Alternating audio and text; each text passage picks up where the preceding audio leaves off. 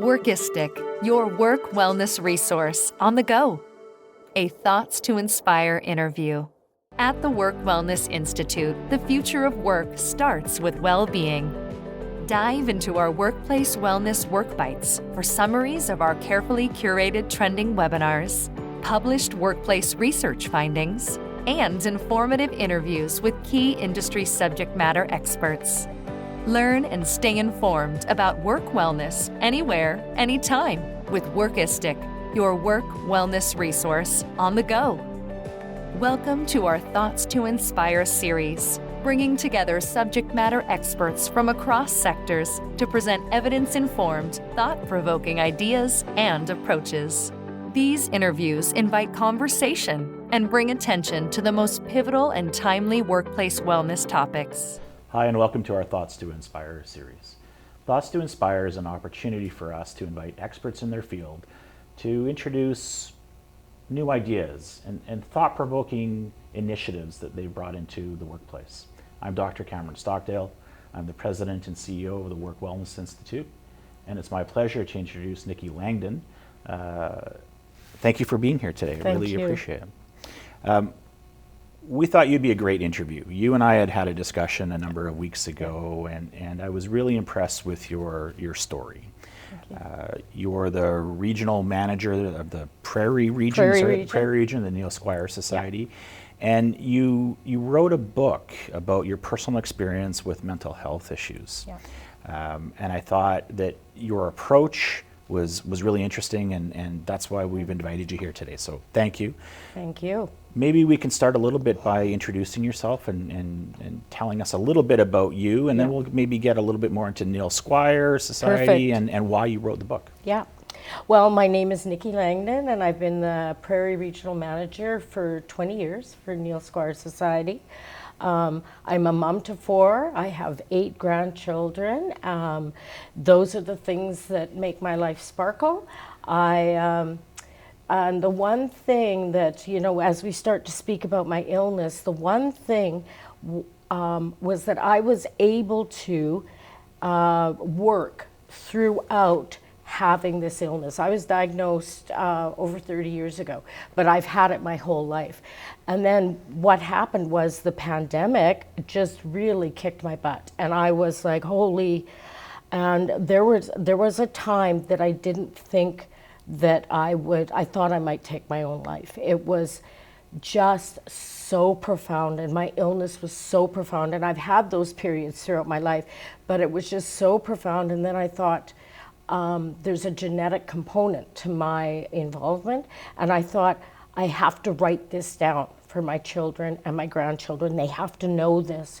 And then as I wrote, it just became broader, and I knew it was something that people needed to hear and know about, and just try to bring the illness out from all those dark places into the light.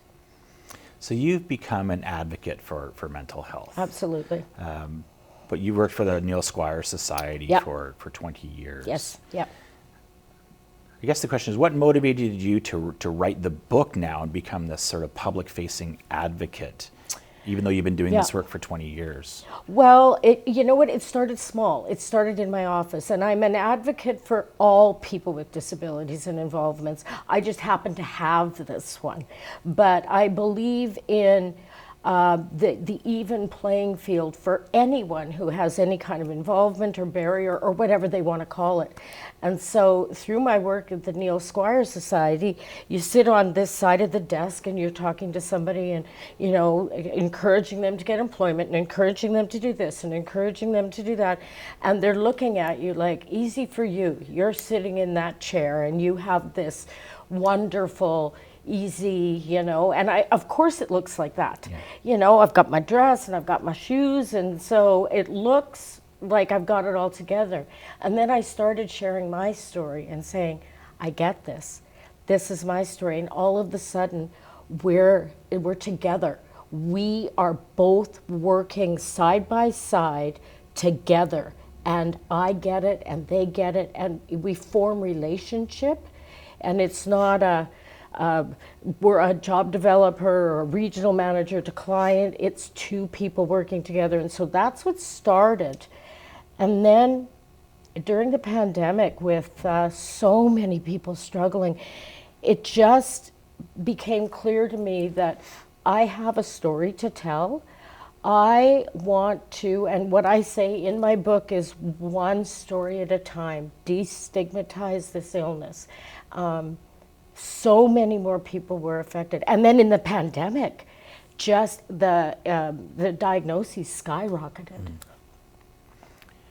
So along the way, the pandemic was obviously, a big issue for a lot of people. And, and I think there was a level of awareness that has become sort of apparent out there. Yeah. But for yourself, are there any sort of key moments in your journey along the way that really stand out, that really you became an advocate because of it? Yes. Right? Well, I had a mental illness and was diagnosed when nobody talked about it. We didn't talk about mental illness. It wasn't a subject that ever came up. It was something you kept hidden. And if you had it in your family, you didn't talk about it. And one of the, there's so many things that come to mind as you ask that question, but one of the things that really stood out for me through my journey is I initially saw a psychiatrist. I was critically ill, saw a psychiatrist. Was diagnosed, given medication, and then off you go. And then I had a general practitioner take care of me. And nothing against the general practitioner, but I never had wellness. I had a Band-Aid on my illness. And it wasn't until in the middle of the pandemic when I was at that place where I was just ready to step out of this life that I was referred to another psychiatrist. So I think that from my perspective, we have to look at the medical and the treatment of the illness rather than just throwing it into the GP's laps. I think that we need to have more professionals in the area. I think that we have to recognize not every treatment works for everyone. It took me over 30 years to find the treatment that worked for me. That being said, today I would consider my symptoms managed. I will never be well. I will always have mental illness, but my symptoms are managed with my treatment now. That could change. But I think that it's about exploring all of these things and just really bringing this illness to the light where there's more understanding, more acceptance, and people feel freer to go get the help they need. You've brought up the Neil Squire Society a little Yeah. bit with your work and what you do. And, Yeah. and we here are familiar with the Neil Squire Society because of the work that they do. Maybe talk a little bit about that organization, because I think what they do with disabilities is important work. Yeah. What the Neil Squire Society is very, very one of a kind, and I'm very honored to be part of the team. And what the Neil Squire Society does is it's a very client-centered. So every single client has their path, their continuum. We don't plug people into programs. The client comes to us and we have a conversation with the client. What do you need? Do you need digital skills? Do you need assistive technology? Do you need an item to help you do this? Do you need a job? What do you need? What is your goal? What is your plan? And then we help them through the continuum with our supports. And so we're all across the country. We've helped over 50,000 people since the beginning of our organization. We work with cross disabilities, anybody who self-declares they have a disability. So what I would recommend, and there's no cost to most of the programs. So if you have something that is causing a hiccup in your life, because a lot of people don't call a mental illness a disability, they don't call Crohn's a disability, they don't call all those invisible things a disability. But if you have something that is causing you a stumbling block, give us a call and we will be able to help you toward whatever your goal is, or help you find the person to help you toward your goal. Okay, awesome. I think you're in a unique position to really talk about this idea of the the stigmatism around mental health and disabilities. I commented earlier that we've seen a little bit of a change with the pandemic, because I think so many people were like having difficulties, and everybody was kind of raising their hand and saying, I'm having difficulty being at home in these four walls. So from your perspective, what's changed over the last little while, or has it really? Well, it allowed us to say. The pandemic gave us permission to say, I'm not doing well, because there was so many people that had that same statement, I'm not doing well. So all of us being in a global pandemic gave all of us permission to say that which we did not say before, because we were nervous, we would be judged, and all of a sudden it became that tipping point where more of the population wasn't doing well. And so it became safer to say I'm not doing well, which for people with mental illness really helped us to be able to further and continue to say that. Now, that being said, not everybody feels comfortable disclosing. I do a lot of like keynote speaking and just speaking to my life and the subject matter and answering questions. And people will come up to me and they say, I've never disclosed, and they're fearful. And I get that. And disclosure is every single person's decision, and it's a private decision and a personal decision. I am extremely lucky that I worked for an organization who, when I disclosed, it was like 100% support. And I would say most of the people who work at Neil Squire, most of the people in my region do self-declare as having a disability. So that's what really helps us do the work we can do. And my organization has supported me 100%, writing the book, speaking to the book, being able to share my story. And they've just been fantastic and 100% behind me. And I hope out of the pandemic that maybe other employers are able to do that. So that employer support has made a huge difference in your life. 100%. Yeah. And I didn't expect it. Right. The thing is, when you have a mental illness, so when your brain is the sick part, and I often say, if I went to a doctor and my liver was sick, my liver doesn't have to advocate for me. My liver doesn't have to jump up and say, this is what's going on. When my brain is sick, my brain has to advocate for me. My brain has to tell this doctor what's going on with me. And so my brain has been, and this is why I called it shades, because I never know the correct shade of behavior. So am I being paranoid? Is this a correct fear? All of those things. And so in my brain, disclosure, even to my organization, was going to cause enormous problems. And it didn't. Yeah. But I didn't believe it. We develop courses here. We do webinars. We do this Thoughts to Inspire series. And some of the community groups that we work with, they've come to us and said, this disclosure issue is a huge thing for us. Yep. And as an organization, we've tried to tackle this from an education perspective. Yep. And it is a difficult topic, Yep. And I can appreciate employers who do it well, right? Yes. Yes. And I think there's something to learn from those organizations. From your perspective, Yep. what can employers do? Like, we're focused on an occupational setting here with what we do. Right.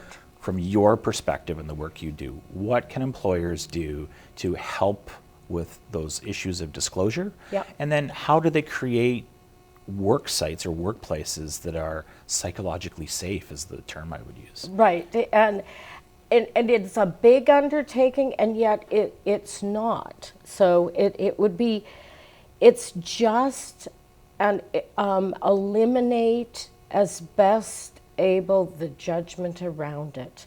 It's simply bringing to light.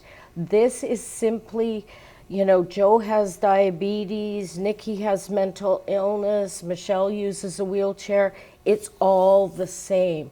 But somehow we've got the mental illness because, you know, you hear these stories like so and so, they don't say, you know, diabetic stabbed somebody in the back alley. And so there's those words and those stories that have added to the stigma. And so and having people like me with lived experience come and share. This is what mental illness looks like. You know, and it's your neighbor, and it's your barista, and it's your teacher, and it's mental illness is everywhere. We have to normalize the words, understand that it's part of society, and then just the experts on the illness are the people with the disability. Ask them what they need. And same with all disabilities, all the work we do at Neil Squire. Ask the expert. That's the person. So how do we widen the scope to make mental health be perceived or understood as a disability? Because you're right, you know, the person that has a mobility issue, it's not in the same hierarchy as somebody with a mental health issue. So what do employers do to level that playing field? Well, it has to come from it has to start with people like me who have the involvement. It has to start with conversations. It has to start with, and the thing about the word disability, and this is a lot of my clients will get hung up on that word. They don't like that word. I don't like to use the word. So I like to say, what is stopping you from doing what you want to do? And if you don't want to call it a disability, don't call it a disability. You know, I learn differently. Okay, you don't want to call that a disability, that's fine, but it's stopping you from doing what you want to do.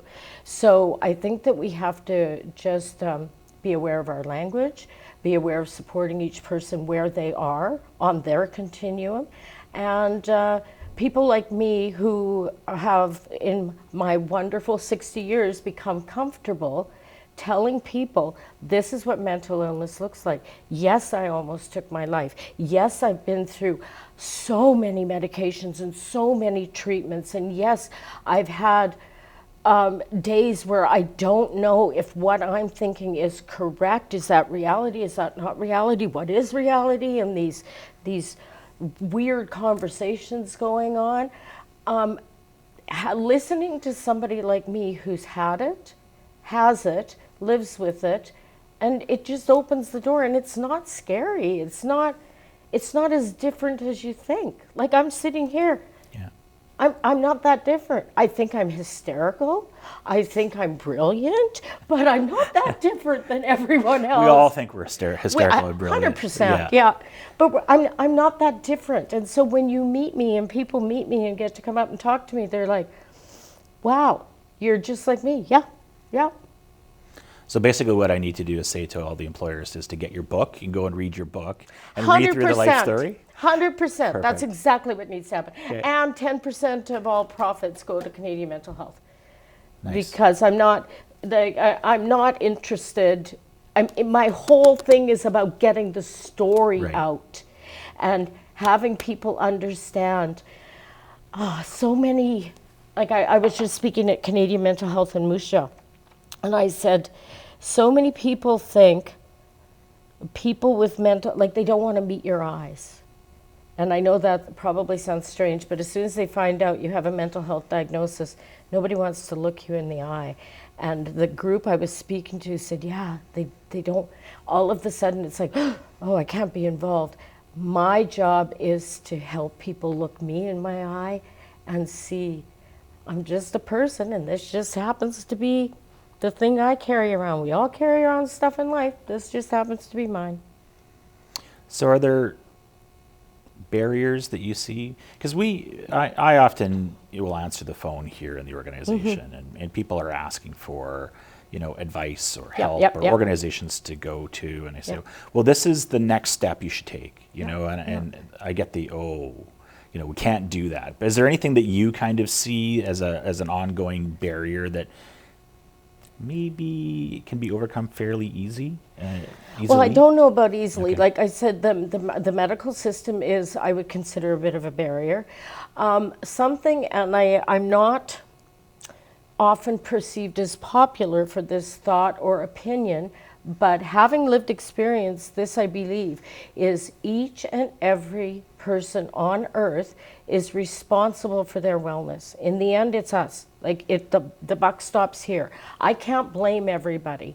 The buck stops here. So I have done everything in my life that I can think of, that's been recommended, that's available to me to find my level of wellness.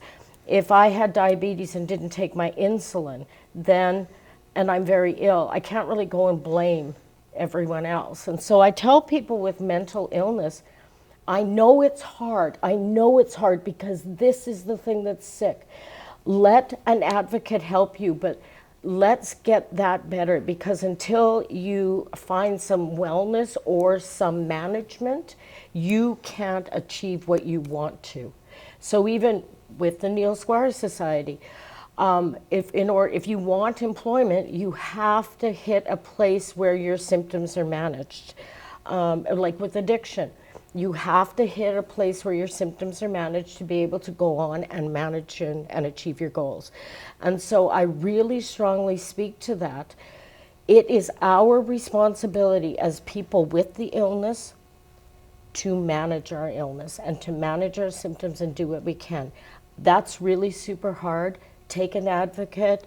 I've got all kinds of people you can call and connect with in the back of the book, but really, really, if there's one thing I can leave people, if you have a diagnosis or you feel like something's not right, please, please, please get help, because it can get better and it's worth it.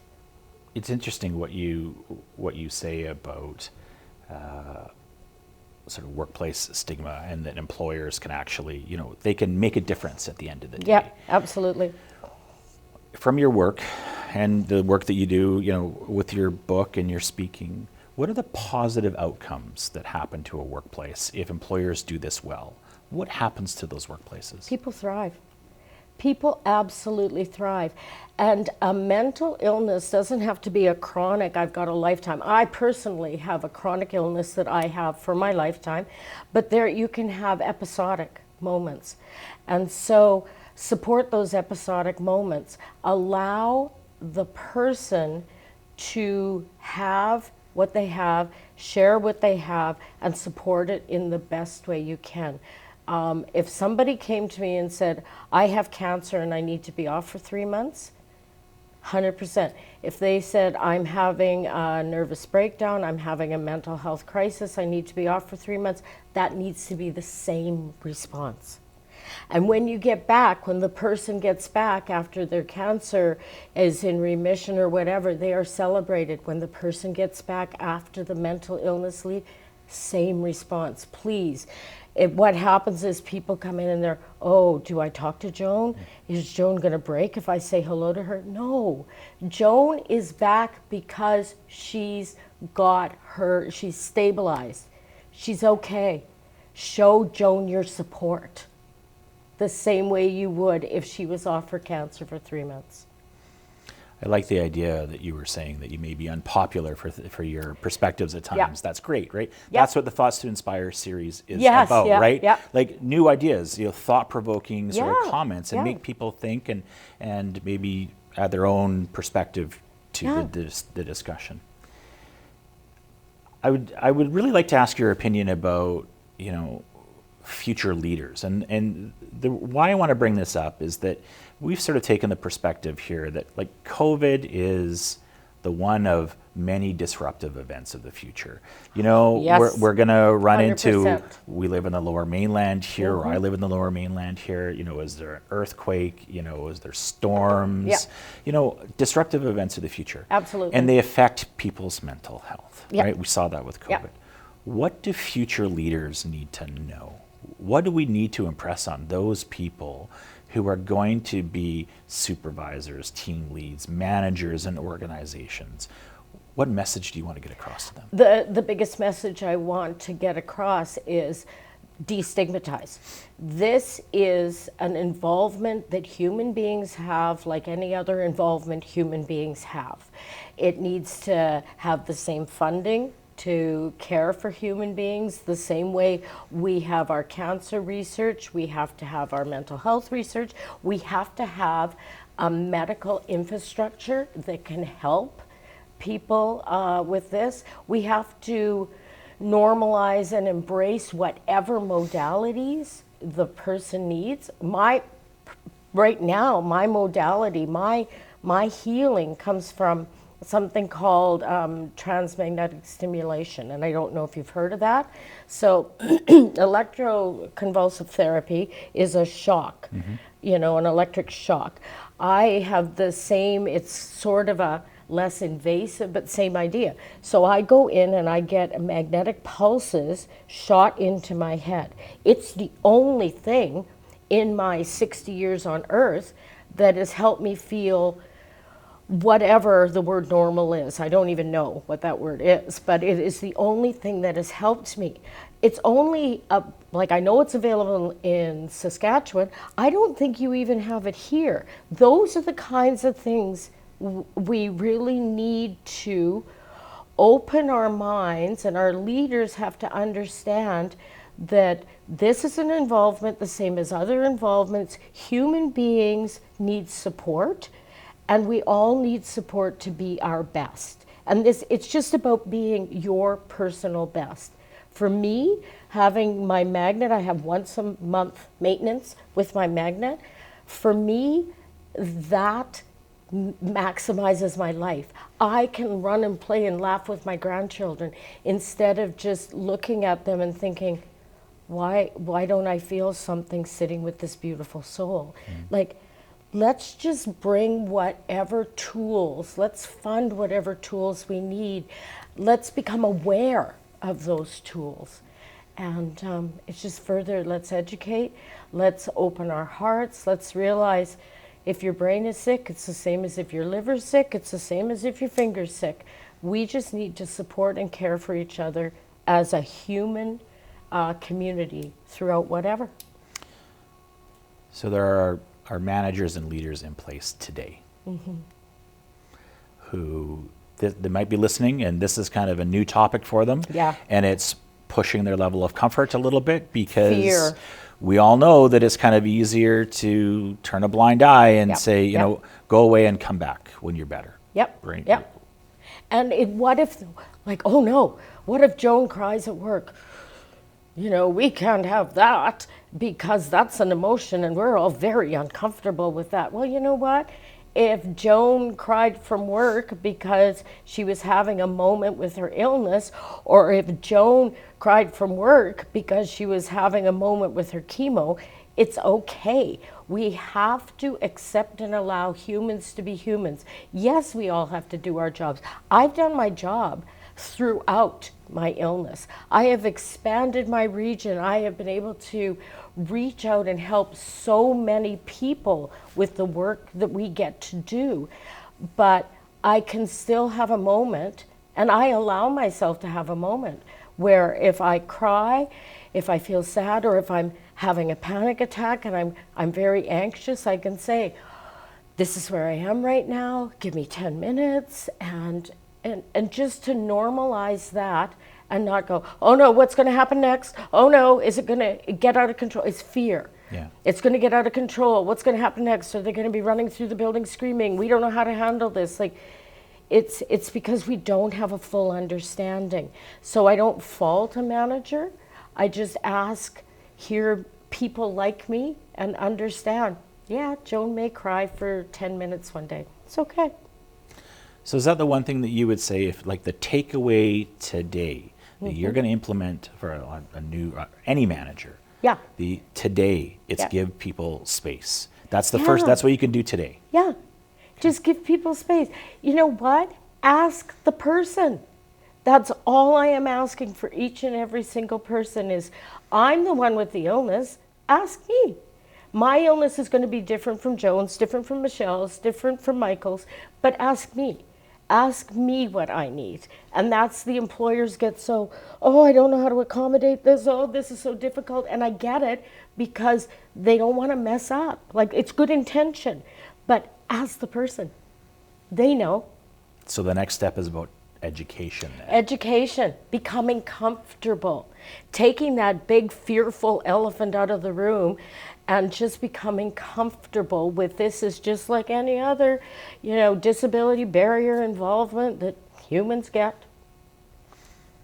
So what's your hope for the future then? Right? We've had this discussion. Yeah. We know the direction that we kind of want to go, Yeah. but like, what are your hopes and your dreams about the future? Oh, my hope is that this is the same discussion as, I was just diagnosed with diabetes. I was just diagnosed with Crohn's. I was just diagnosed with depression and anxiety disorder. I want it all to be the same. I want it all to be the same. And, oh, what can I help you with? Or, oh, my mom just had a heart attack. Oh, can we bring food to your home? Oh, my mom is in the hospital with a breakdown. Can we bring food to your home? I just want it to become part of the fabric of society, of that which is normal and not that which, oh, I can't meet their eyes because, like, if their mom had that, do they have that? And what does that mean? And how is that going to impact our working relationship and my friendship? And it's just, people with this mental illness, they must be fragile. They're not. Look at how hardy we are. Like, to actually do my job, and not just me, so many, to actually do my job, which is a high-level, heavy-lifting job, and have mental illness, we're a hardy bunch. You're not going to break us by asking us what we need. So, yeah, that's my goal. Yeah. Before the cameras were rolling, we talked a little bit about objectives for the day. Yeah. Right? And we want to act as a loudspeaker for your story, Yeah. your expertise. Thank you. Yes. I guess the question is, A, did we get there? And, Yes.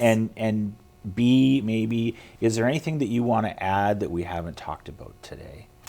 I want to ask people to reach out to subject matter experts on all of these subject matters.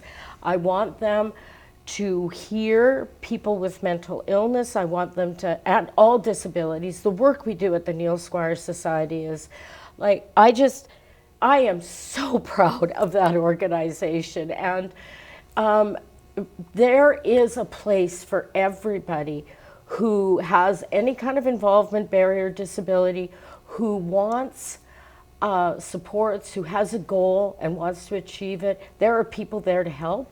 And I want people to just bring this mental illness out from under the rock, shine a light on it, and just by shining that light on it, that scary power that it has, it's just going to diminish. And it's just, yeah.